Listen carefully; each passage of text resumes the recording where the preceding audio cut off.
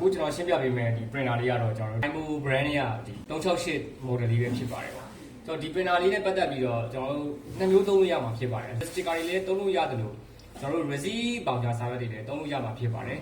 ကျွန်တော် printer လေးထဲမှာဆိုလို့ရှိရင်ကျွန်တော်တို့ပါဝင်တဲ့ပစ္စည်းတွေကတော့ကျွန်တော်ဒီအကြက်သွားကြီးပုတ်ပါမယ်ဗျဒါမျိုးအကြက်သွားကြီးပုတ်ပါမယ် paper ruler ကျွန်တော်တို့တစ်စုံပါမယ်ကျွန်တော်တို့ paper ruler အသေးကျွန်တော်တစ်စုံထပ်ပါအောင်မယ်ခင်ဗျ paper ruler အသေးတစ်စုံထပ်ပါအောင်မယ်ဒီလက်ရှိမှာဆိုလို့ရှိရင်တော့ printer လေးကိုကျွန်တော် bevel channel လေးမှာ power glow လေးရှိပါတယ် power glow လေးကိုကျွန်တော်ဖွင့်လိုက်ပါမယ်နော်လက်ရှိဒါဆို standby မီအပြလေးရင်းနေပါတယ်ခင်ဗျကျွန်တော်ဒီဘက်မှာဆိုလို့ရှိရင်မီလေးနှလုံးရှိတယ်လက်ရှိကျွန်တော်တို့ front cover ကိုကျွန်တော်ဖွင့်လိုက်ပါမယ်နော်ဒီဘက်က open slash glow လေးကိုနှိပ်ပြီးတော့ဖွင့်လိုက်ပါမယ် label sticker တက်တဲ့အချိန်မှာ label sticker ဒီကျွန်တော်တို့ဒီဘက်ကအပြင်ဘက်အနေထားမှာတက်ပေးရမှာဖြစ်ပါတယ်ဒီပုံစံလေးတိုင်းတက်ပေးရမှာဖြစ်ပါတယ်ကျွန်တော်ဒီဘက်မှာဆိုလို့ရှိရင်တော့ label တက်တဲ့အချိန်မှာ label ဒီ one direction နေထားတယ်ကျွန်တော်ဒီဘက် channel ပဲတက်ပေးရမှာဖြစ်ပါတယ်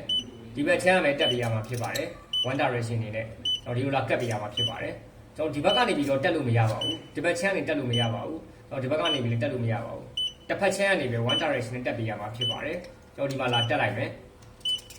ပြီးလို့ရှိရင်ကျွန်တော် label ရိုးတက်လိုက်မယ်ပြီးရင်ကျွန်တော်ဒီဘက်ကနေပြီးတော့အပိတ်တစ်ခါပြန်ပိတ်လိုက်ပါမယ်ခင်ဗျဒီလိုအပိတ်လေးပိတ်လိုက်ပါမယ်ဒါဆိုလို့ရှိရင်ကျွန်တော် label ကို label channel လေးမှာကတ်ထည့်ပေးရပါမယ် label ထည့်ပြီးတဲ့အချိန်မှာ label ထည့်ပြီးတဲ့အချိန်မှာကျွန်တော်တို့ကဒီဘက်က label holder လေးကို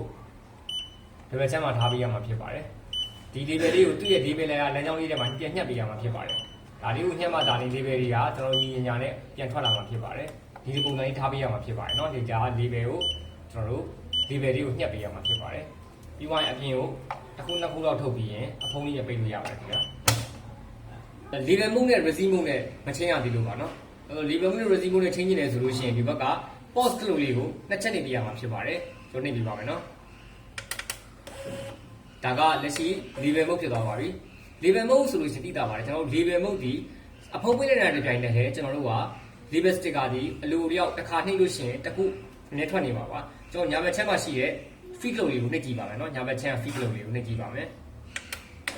ဒါတစ်ချက်နှိပ်လို့ရှိရင် label တစ်ထန်းထွက်ပါတယ်ခင်ဗျတစ်ချက်နှိပ်ရင် label တစ်ထန်းထွက်ပါတယ်ဒါဆိုလို့ရှိရင်ကျွန်တော်တို့ကဒီနေရာလေးကိုကြည့်ပါเนาะဒီနေရာလေးကစာဒီ enter label မှုလို့ရေးထားပါတယ်ကျွန်တော် enter label မှုလို့ရေးထားပါတယ်ဒီဘက်က pause button လေးကိုနှစ်ချက်နှိပ်မယ်ဆိုလို့ရှိရင်သူက resin ကိုပြန်ရောက်တော့ပါလိမ့်မယ်เนาะ resin နှစ်ချက်ဟုတ်ကဲ့ဒါဆိုလို့ရှိရင်ကျွန်တော်တို့ enter ESC mode လို့ရေးထားပါတယ် enter ESC mode လို့ရေးထားပါတယ်ပြောချင်တဲ့သဘောက ESC mode ဒီဘောင်ချထုတ်တဲ့ mode ဖြစ်ပြီးတော့ကျွန်တော်ဒီဘက်မှာ label mode ဒီကျွန်တော် label mode ဒီ label sticker ထုတ်တဲ့ mode ဖြစ်ပါတယ်ဒီနှစ်ခုကိုကျွန်တော်တို့ကဒီဘက်က pause clock ကိုနှိပ်ပြီးတော့ပြောင်းလဲလို့ရပါတယ်ဟုတ်ကဲ့ကျေးဇူးတင်ပါတယ်